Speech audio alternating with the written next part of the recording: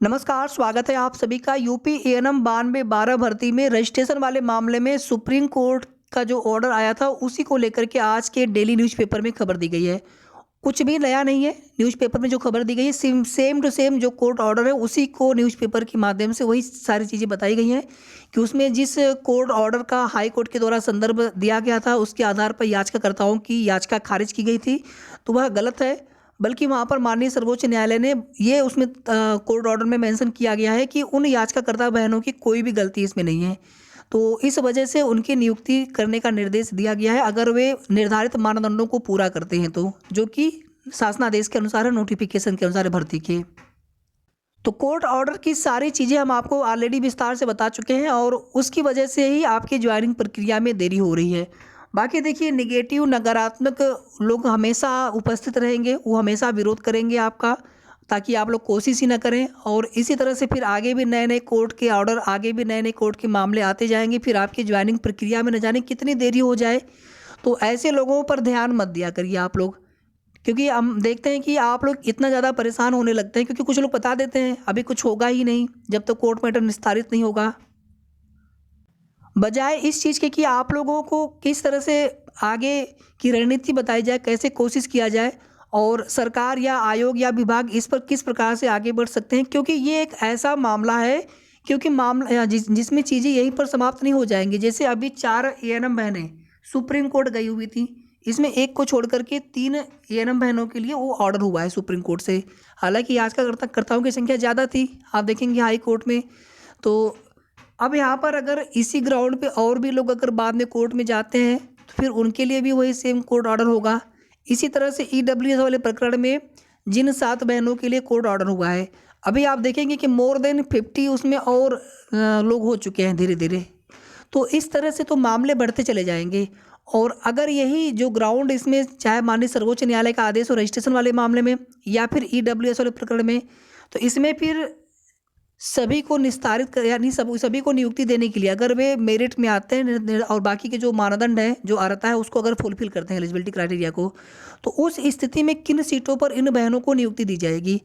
और उनकी वजह से अब यहाँ पर 8,831 फाइनल मेरिट लिस्ट के सेलेक्टेड बहनों की ज्वाइनिंग प्रक्रिया में देरी हो रही है। तो ये भी तो यहाँ पर माननीय न्यायालय हो चाहे सरकार हो, सबको यहाँ पर विचार करना होगा कि आखिर इन बहनों की क्या गलती यहाँ पर है, इनकी नियुक्ति दी जाए, इनकी ज्वाइनिंग प्रक्रिया दी जाए। बाकी अगर किसी के साथ गलत हुआ है तो उनको न्याय मिलना चाहिए, उनके लिए सरकार, आयोग उनके लिए सीटें जोड़े अपना विभाग। अगर वहाँ पे गलती हुई है, अगर वहाँ पे उनके पक्ष में अगर माननीय कोर्ट से ऑर्डर हुआ है और अगर वहाँ पर उनकी चीज़ें सही पाई जाती हैं, तो जिन भर्तियों में अभ्यर्थी कोशिश नहीं करते हैं, आप लोग स्वयं कई भर्तियों के बारे में जानते होंगे और कई भर्तियां आप लोग देख भी रहे हैं कि कोर्ट के मैटर होने के बाद वे भर्तियां महीनों सालों तक लटकी पड़ी रह जाती हैं। मैं ये पूरा न्यूज़पेपर की जो खबर दिया गया है इसको पढ़ नहीं रहा हूँ, आप लोग पढ़ लीजिएगा, क्योंकि जो भी चीज़ें हमने आपको बताई हैं या जो कोर्ट ऑर्डर है वही सारी चीज़ें इसमें हैं, कुछ भी इसमें नया नहीं है। निकाय चुनाव वाले में आज कोर्ट से ऑर्डर आ जाना है, देखते हैं उसमें क्या फैसला आता है। चुनाव कब तक करवाने, कब तक अधिसूचना जारी मतलब कर सकते हैं गवर्नमेंट की तरफ से, और कब तक जो है यहाँ पर आचार संहिता लगने की उम्मीद रहेगी। और आपकी भर्ती में आगे की जो दिशा या दशा है वो सब कुछ गवर्नमेंट के ऊपर है, सरकार के ऊपर है कि जो भी मामले हैं, चाहे हाई कोर्ट वाले चाहे सुप्रीम कोर्ट वाले, किस प्रकार से पैरवी करवाते हैं, किस प्रकार से उन मामलों पर सरकार का, आयोग का, विभाग का रुख होता है। इतना ही नहीं, ईडब्ल्यूएस वाले प्रकरण में आप देखेंगे पहले ही बहुत लोगों के द्वारा ये बोला गया होगा कि आप लोगों की ज्वाइनिंग नहीं हो सकती है जब तक कि कोर्ट मैटर निस्तारित नहीं होता है।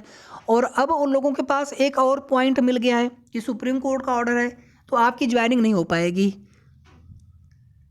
और देखिए, हमारा बिल्कुल स्पष्ट ये मानना होता है कि जो लोग डेली ज्वाइनिंग करवाते हैं वो भी कहीं ना कहीं गलत है, सही नहीं है, क्योंकि जब चीज़ें जो हैं वही बताना चाहिए आपको आगे में किस प्रकार से कोशिश करनी है। और या अगर जिनके द्वारा ये बताया जाता है कि 1 महीने तक, 2 महीने तक या फिर कुछ भी हो ही नहीं पाएगा जब तक कोर्ट मैटर निस्तारित नहीं होता, तो फिर कोर्ट मैटर निस्तारित कब तक होगा, यही बताया जाए फिर उनके द्वारा। और आगे फिर न जाने कितने नए नए मामले आते जाएंगे, इस तरह से तो भर्ती प्रक्रिया ही कंप्लीट नहीं हो पाएगी। तो दोनों ही चीज़ों से मैं सहमत नहीं होता हूँ, क्योंकि दोनों ही चीज़ों से, दोनों ही प्रकार से अभ्यर्थी परेशान होते हैं, आप लोग परेशान होते हैं। अब देखिए, आज डिप्टी सीएम उप मुख्यमंत्री जी से कुछ बहनें मिलने के लिए फिर गई थी। हम जो कुछ भी अपडेट होगी आपको बताएँगे थोड़ी देर में। यहाँ पर केवल और केवल हमारा सिर्फ़ इतना कहना था कि आप लोग किसी भी तरह के नकारात्मक नेगेटिव खबरों से आप लोग परेशान मत होइए। मैं ये सब चीज़ें कहना नहीं चाहता हूँ, क्योंकि हमारा लक्ष्य केवल होना चाहिए अपनी जॉइनिंग प्रक्रिया को लेकर के, प्रयास करने को लेकर के, ना कि इन सब बातों पर कौन क्या कह रहा है। लेकिन बहुत सारी बहनें परेशान होती हैं। जो भी न्यूज़, जो भी खबर इस प्रकार से कहीं से भी बताई जाती है किसी भी प्लेटफॉर्म से, तो प्लीज़ आप लोग परेशान मत हुआ करिए। हमारा लक्ष्य केवल और केवल ज्वाइनिंग पर होना चाहिए, और किसी भी बहन के साथ गलत क्यों होना चाहिए, किसी भी कैंडिडेट के साथ, किसी भी भर्ती में अगर वहाँ पर कुछ चीज़ें अगर गलत हुई हैं या फिर सही पाई जाती हैं, तो उन बहनों के साथ न्याय होना चाहिए। अब उसमें सरकार आयोग सीटें जोड़ सकते हैं। नोटिफिकेशन में ये स्पष्ट लिखा होता है कि भर्ती की किसी भी स्टेज पर सीटें घटाई या बढ़ाई जा सकती हैं, किसी भी स्टेज पर। भले ही फाइनल मेरिट लिस्ट यहाँ पर आ चुकी है, सीटें उनके पास और हैं, सीटें अपना वो जोड़ करके अपना करेंगे जैसे भी करना होगा, या फिर उसमें हलफनामा लगाया जाना है, या फिर उसमें रिव्यू पिटीशन फाइल करना होगा। जो कुछ भी होगा वो आयोग को, सरकार को पैरवी करवानी होगी, उचित पैरवी करवानी होगी या फिर करनी होगी। वो ये उनके स्तर से अपना काम है, लेकिन हम सभी लोगों को लगातार कोशिश करनी होगी अपनी ज्वाइनिंग को लेकर के। नहीं तो यूपी ट्रिपल एससी से लगभग सभी भर्तियाँ पंचवर्षीय योजना में बन जाती हैं। 5 साल, 6 साल, 7 साल समय लग जा रहा है भर्तियाँ पूरी होने में। कुछ 2-4 भर्तियों को छोड़ दें केवल, और कुछ भर्तियाँ यूडीए एलडीए वाली जो भर्ती थी वो आयोग की अपने स्टाफ के लिए भर्ती थी। बिल्कुल छोटी सी वैकेंसी, उसमें भी अगर सप्लाई इंस्पेक्टर के पद निकाल देंगे तो और भी छोटी सी वैकेंसी हो जाएगी। और उसमें भी आप देखेंगे फाइनल रिजल्ट आने के बाद कम से कम 1.5-2 महीने का समय लग जाएगा ज्वाइनिंग में। बाकी की आप कोई भी भर्ती उठा करके देख लीजिए, कई साल समय लग जा रहा है, जहाँ पर कोर्ट मैटर या फिर कोई भी अन्य विवाद अगर हो जाता है तो। परेशान बिल्कुल आप लोग मत हुआ करिए, केवल हम सभी को मिल करके कोशिश करना है। शेष आगे की जो भी अपडेट होगी हम आपको थोड़ी देर में बताएँगे।